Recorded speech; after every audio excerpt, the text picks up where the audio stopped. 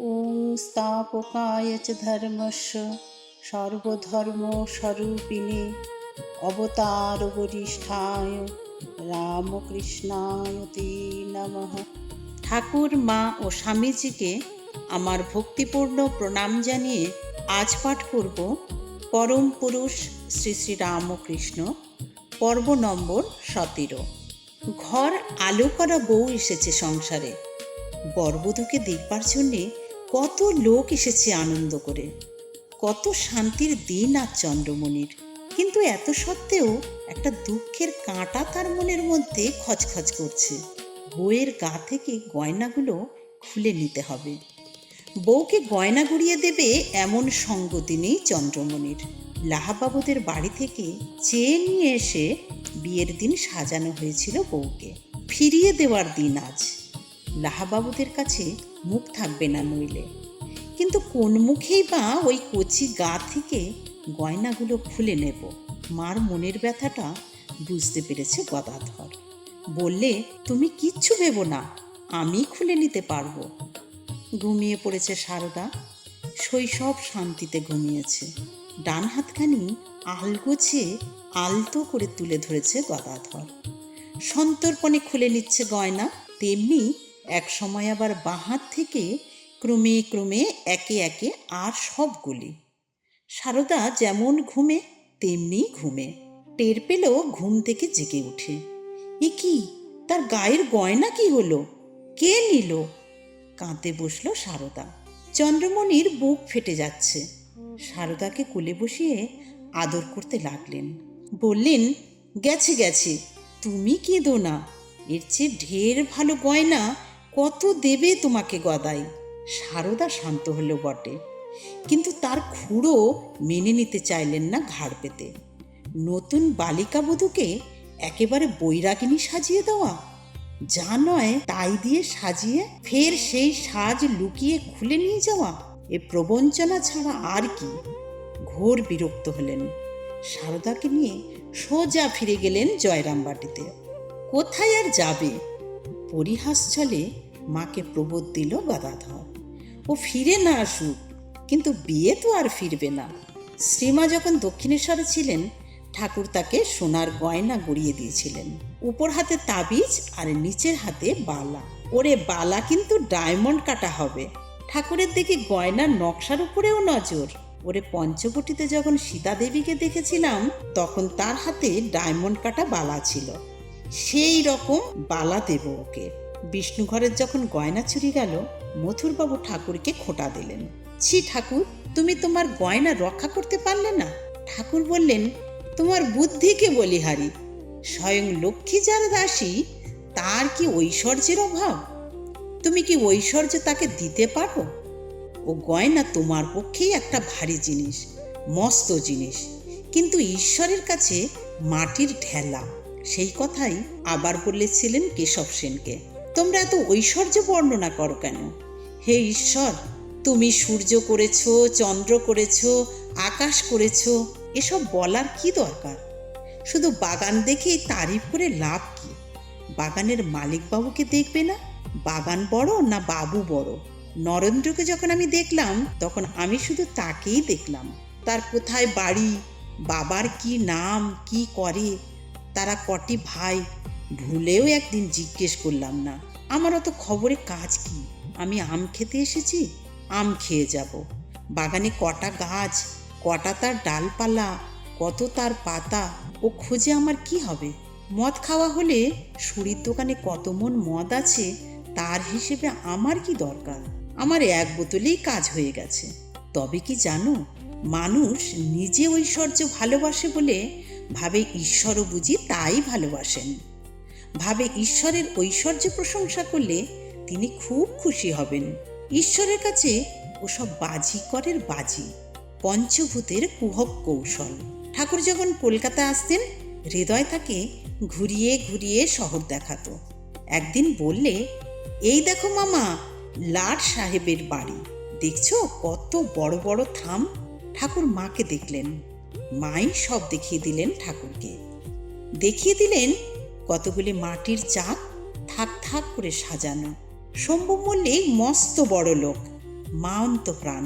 মধুরবাবু মারা যাবার পর মার নির্দেশে তিনি হলেন ঠাকুরের রসদদার। ঠাকুরকে বললেন, এখন এই আশীর্বাদ করো যাতে আমার যা কিছু ঐশ্বর্য সব তার পাদপদ্মে দিয়ে মরতে পারি। ঠাকুর হাসলেন, বললেন, এ তোর পক্ষেই ঐশ্বর্য। তাকে তুই কি দেবি? কি আছে তোমার দেবার? তার কাছে এসব ধুলো মাটি। যদি কিছু দিতে চাও, ভক্তি দাও, প্রাণ ঢালা ভক্তি।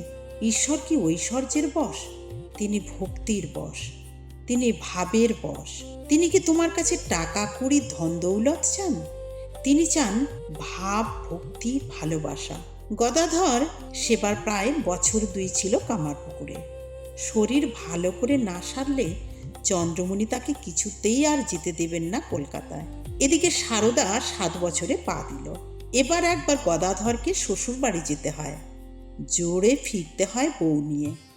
তাই গেল গদাধর। 7 বছরের মেয়ে সারদা, তাকে কে বলে দিলে কে জানে। ঘটি করে জল নিয়ে এলো পাখা। রূপের পুতলি সেই মেয়ে, মাথা ভরা একরাশ কালো চুল পিঠের ওপর ঝাঁপিয়ে পড়েছে। জল ঢেলে গদাধরের পা ধুয়ে দিতে লাগলো সারদা। জল ভরা ছোট ছোট 2টি হাত বুলিয়ে দিতে লাগলো পায়ের উপর।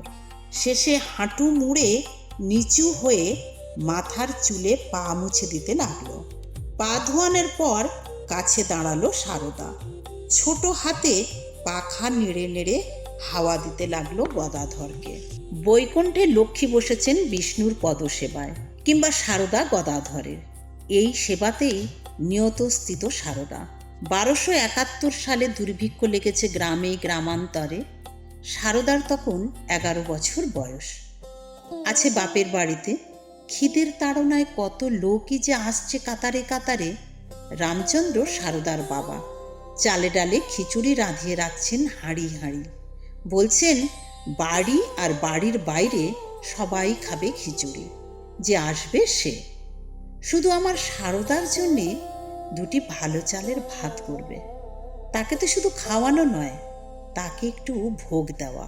এক দিন এত লোক এসে পড়ে যে রাধা খিচুড়িতে কুলোয় না। আবার চড়ানো হয় তক্ষুনি। আর সেই গরম খিচুড়ি ঢেলে দেয় ক্ষুধার্তের পাতায়। যেমন তপ্ত খিদে, তেমনি তপ্ত খিচুড়ি। সারদা পাখা নিয়ে এসে 2 হাতে বাতাস করে। আহা, শিগগির করে জুড়ো, খিদের অন্ন কতক্ষণ মুখে না দিয়ে থাকা যায়। 11 বছরের বালিকা নয়, স্বয়ং বিশ্বমাতা দুঃখার্ত জীবের ক্ষুধা হরণ করতে এসেছেন। তার আগে 5 বছরের যখন মেয়ে, তখন থেকে সে সংসারের কাজে সাহায্য করছে। ক্ষেত থেকে তুলো তুলে এনে চরকায় পৈতে কাটছে।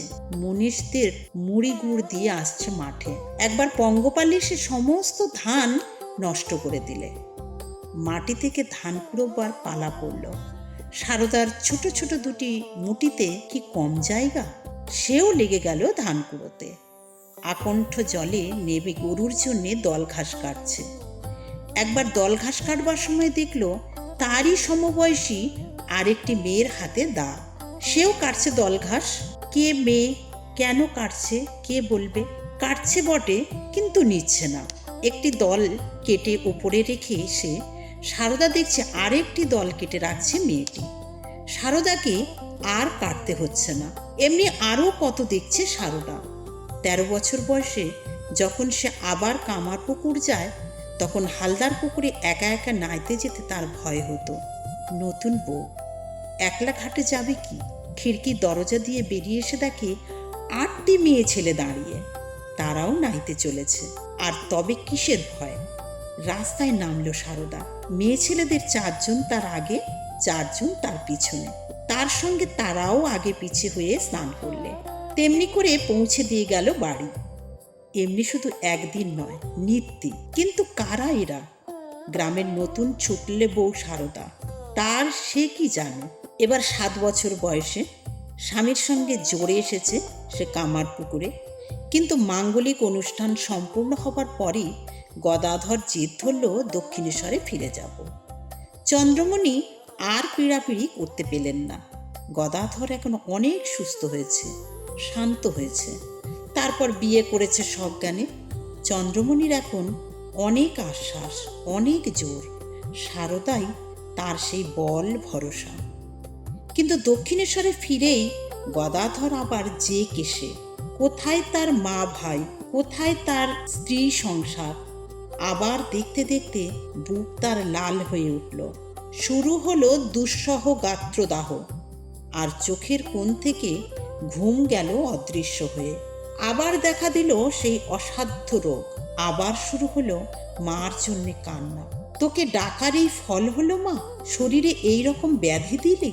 যাই থাক এই শরীর, তবু তুই আমাকে ছাড়িস নে, তুই আমাকে দেখা দে। আমায় শুধু এইটুকু কৃপা কর, আমার কেউ নেই তুই ছাড়া।